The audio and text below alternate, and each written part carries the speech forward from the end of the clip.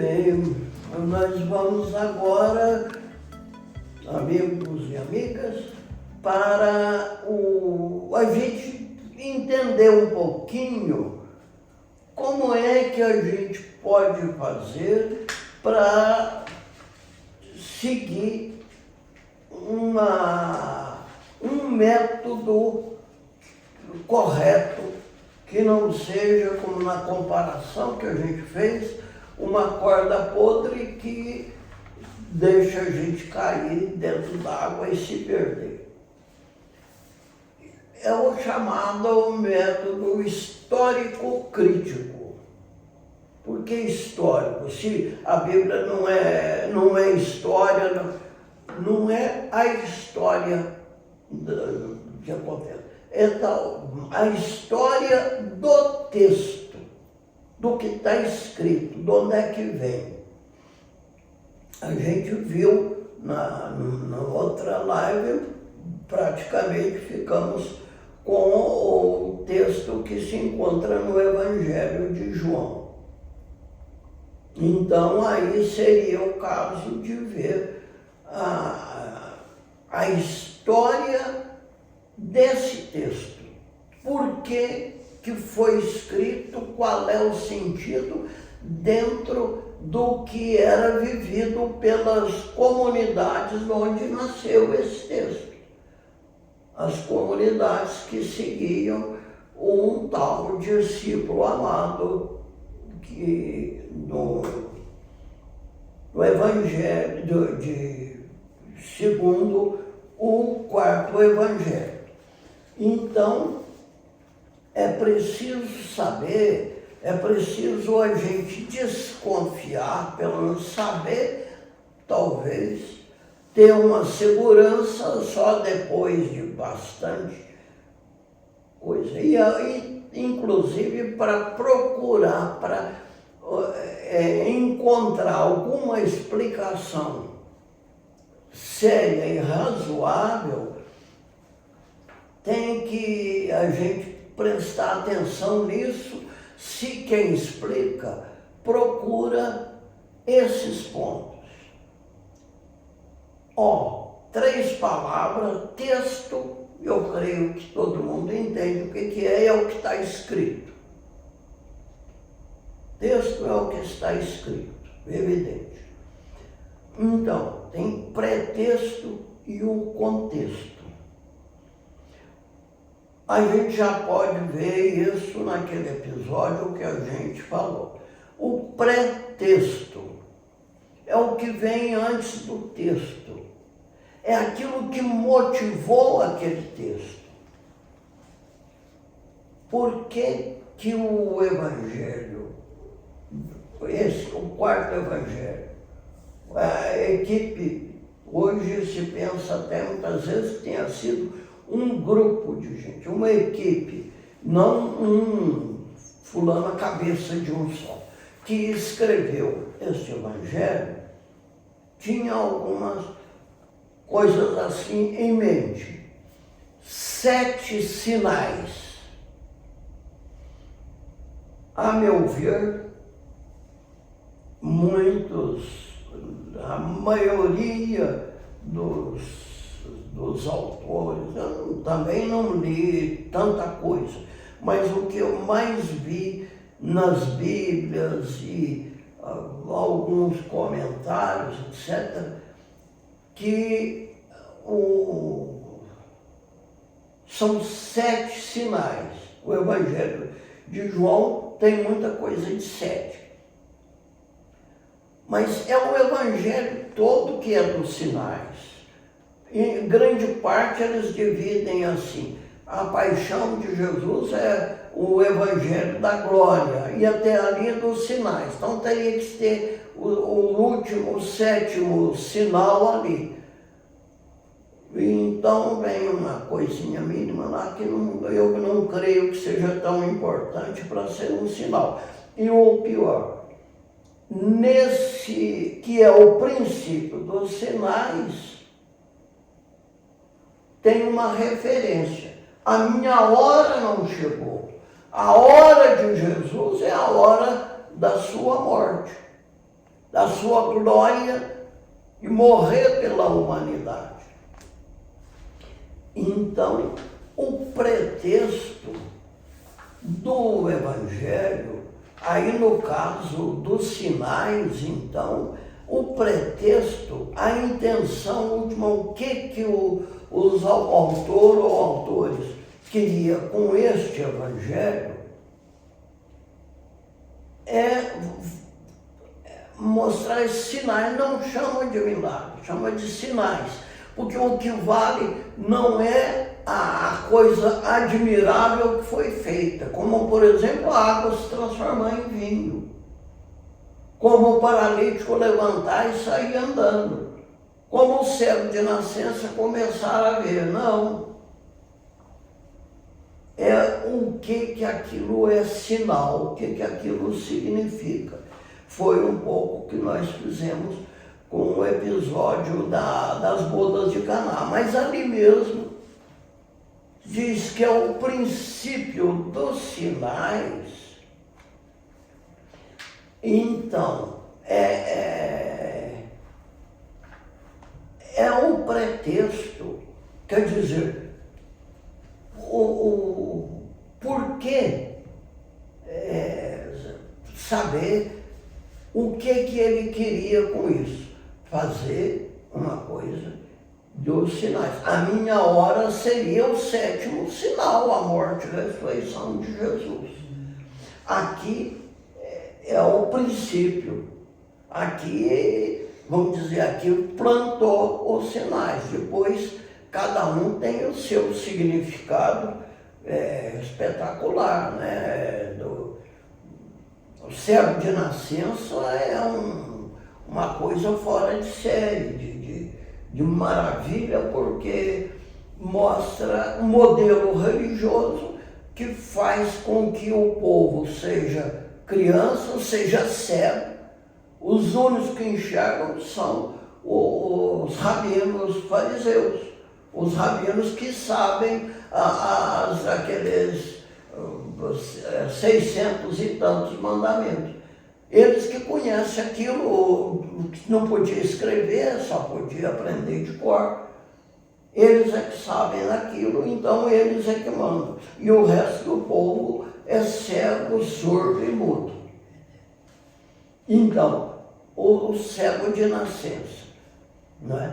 E aí a gente, por exemplo, em todas elas, a gente tem que ter uma noção desse pretexto, saber para que foi escrito.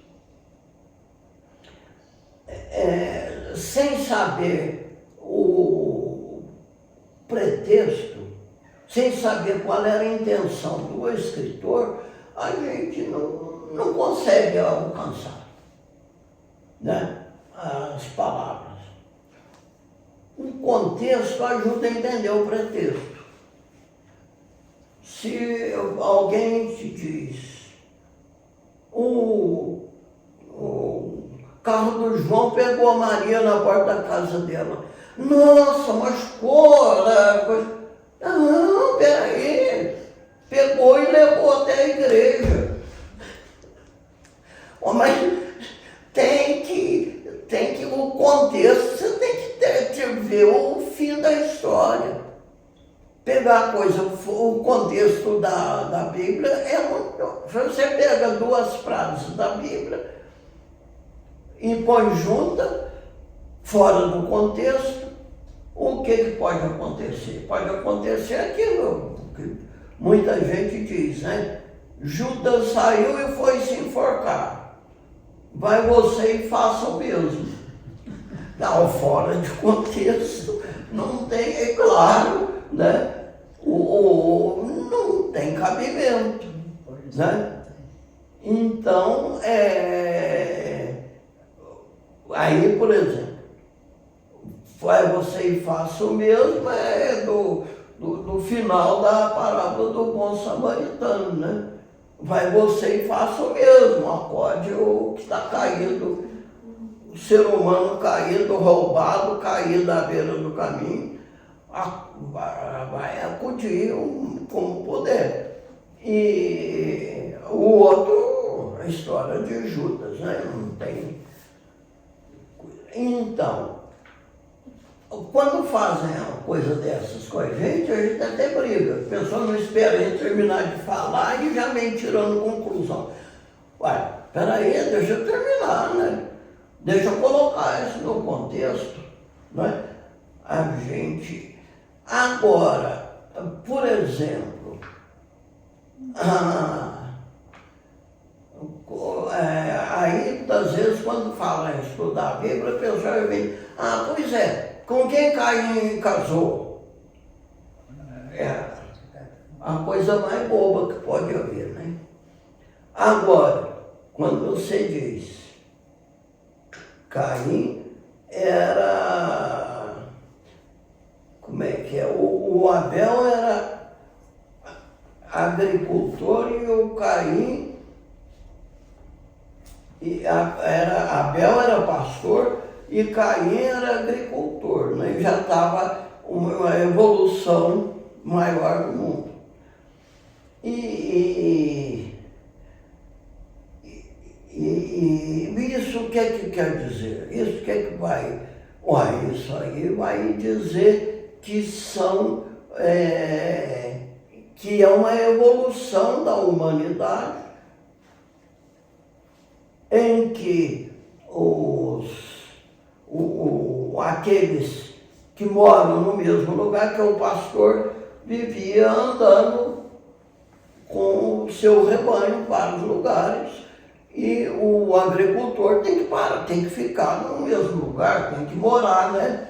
Morar em casa. O pastor morava em cabana, que aí desmonta aqui e monta ali adiante, né?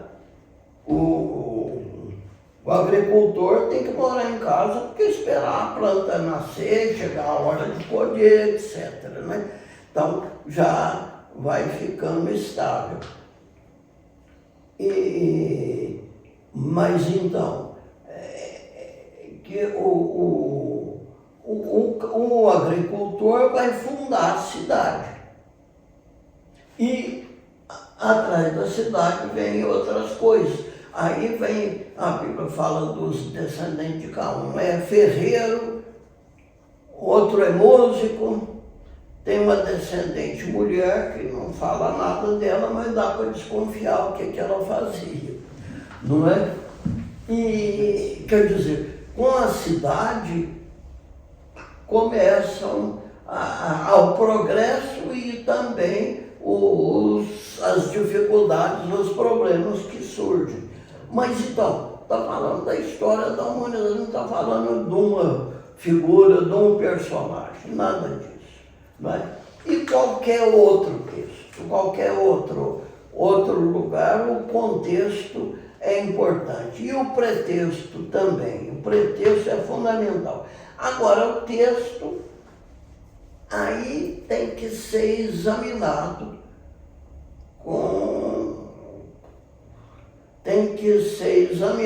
com cuidado, e nisso na Bíblia toda a gente, é um livro, principalmente Novo Testamento, que mais cópias tem. Tem mais cópias na história. Não tem outro livro que tenha tantas cópias. E, de repente, aparece diferença nas cópias antigas. Isso é uma coisa, mas aí isso é muito para especialista. E as edições de texto original da Bíblia trazem e contemplam essas variantes. Mas, inclusive, a gente pode dar um exemplo que muita gente boa ainda não desconfiou, que é o seguinte, quer ver? Eu vou direto ao caso. Primeiro, aos Coríntios, capítulo 13, versículo 3, diz assim: se eu entregasse o meu corpo para ser queimado e não tivesse o amor, entregar o corpo para ser queimado. Hoje, nós temos uma Bíblia latina que foi produzida, digamos assim, uma tradução latina, porque a gente tinha uma tradução, de São Jerônimo, não é, que a gente comemora dia 30 de setembro, e que ele, por volta do ano 400 da era cristã, 400 para 2000,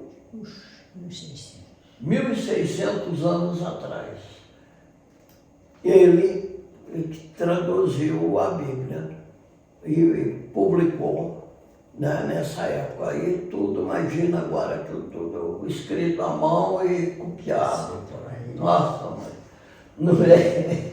Que ele, São Jerônimo era bravo, ele ficava, nossa senhora. Quando ele entrou no aramaico, ele ficou um perigo de bravo, porque pensar que era uma coisa era outra e já era muito parecido com o hebraico. Mas em alguns livros tem trechos grandes em aramaico. Mas São Jerônimo, então, tem essa tradução dele. Agora, o Papa João Paulo, o Papa Paulo VI,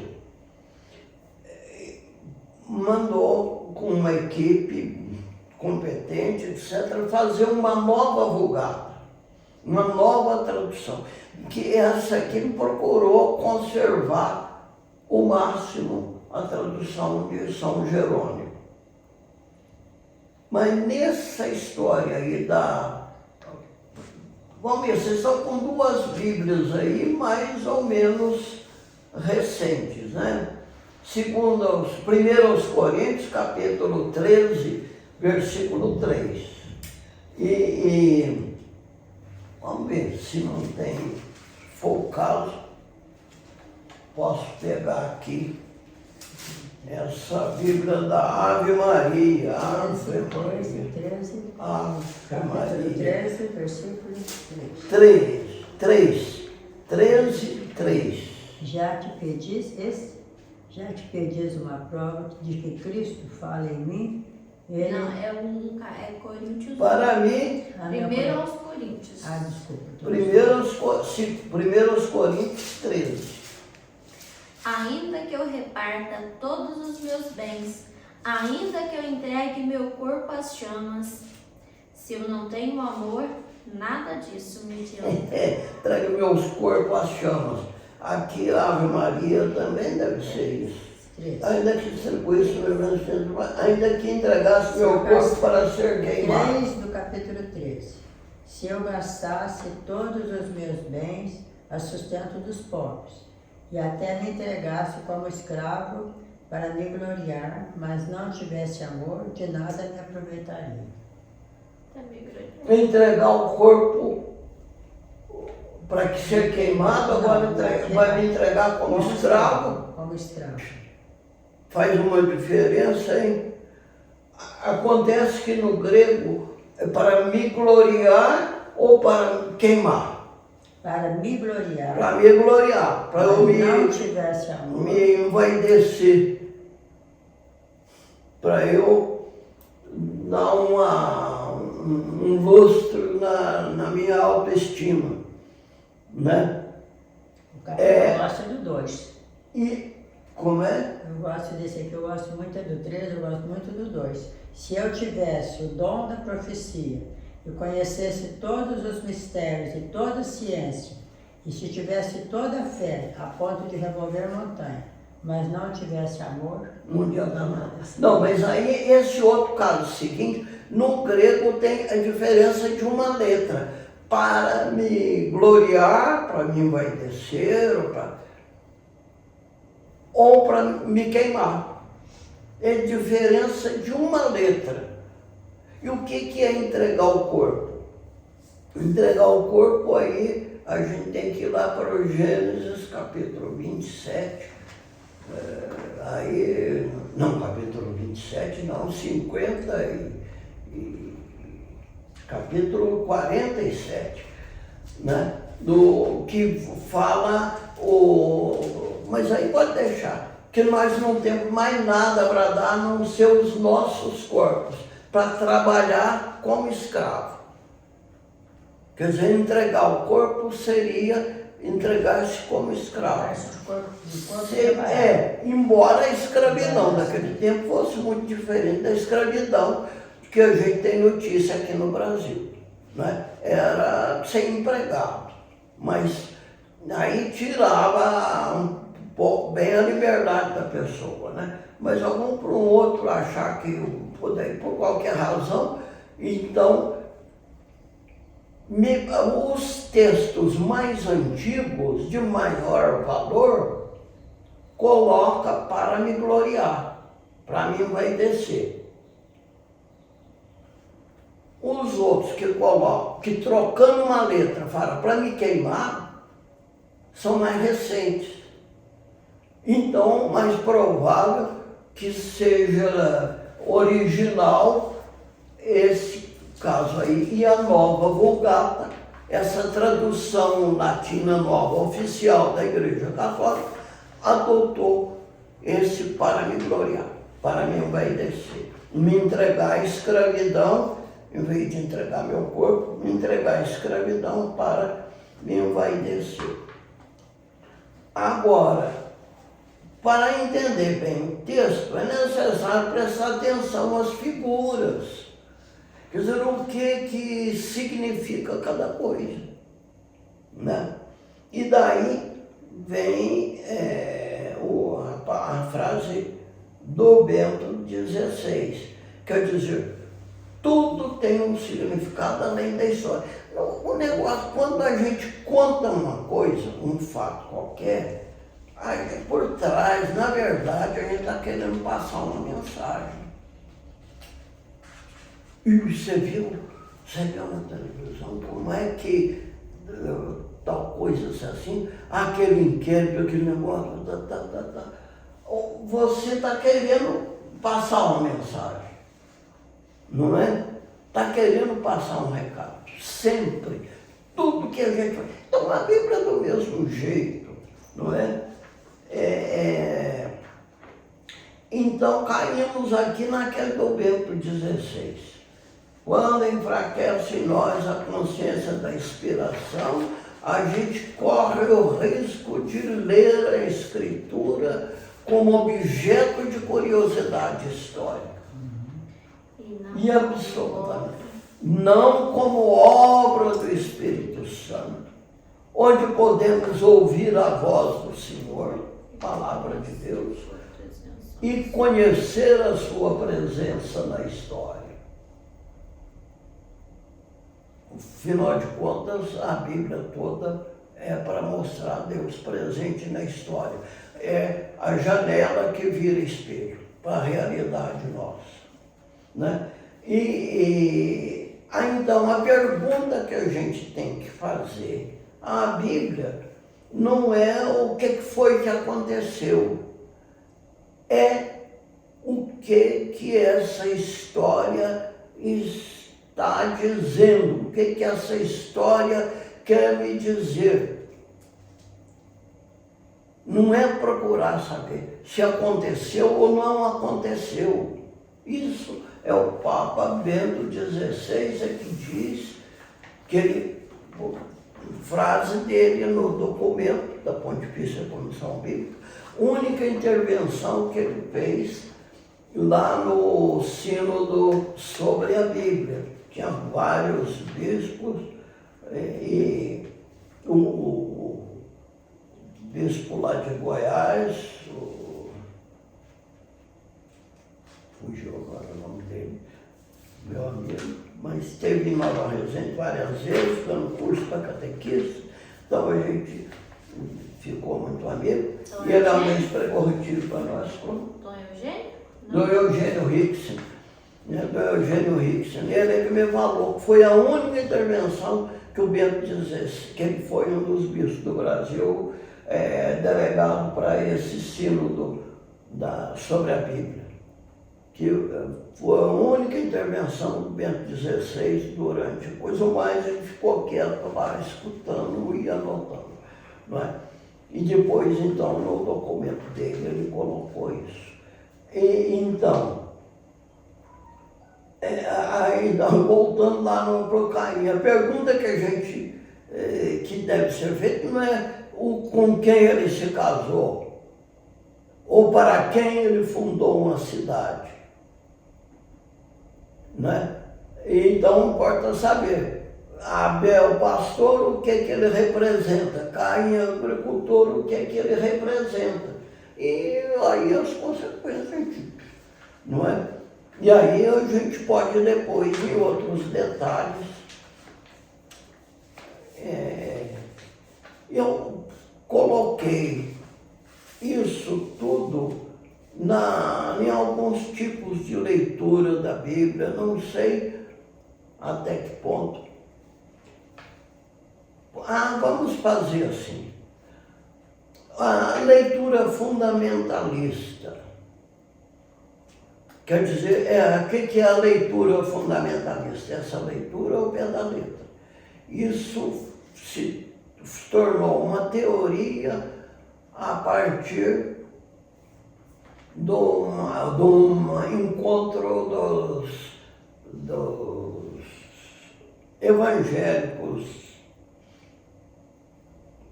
tradicionalistas, etc., conservadores, fizeram uma reunião lá nos Estados Unidos e decidiram que o seguinte, que tem que ser a leitura ao pé da letra, tem que ser a leitura literal. Aí então não pensaram nos encontros e desencontros que podia haver.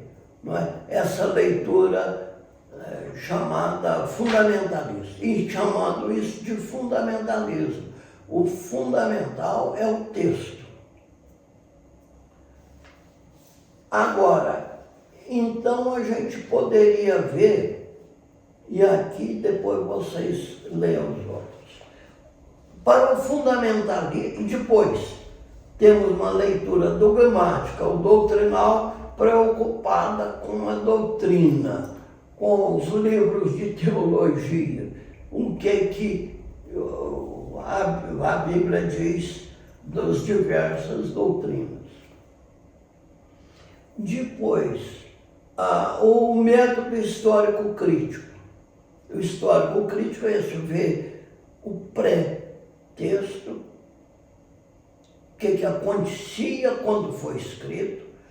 Então, a gente pode dar um exemplo rapidinho nos evangelhos.